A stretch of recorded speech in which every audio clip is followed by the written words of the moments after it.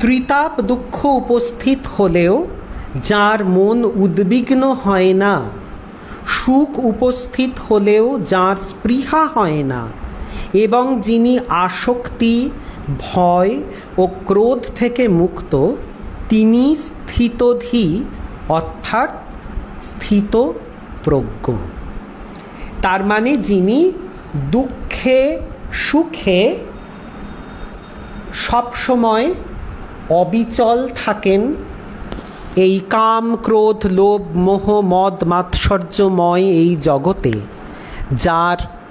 মন একদম স্থির নিশ্চঞ্চল,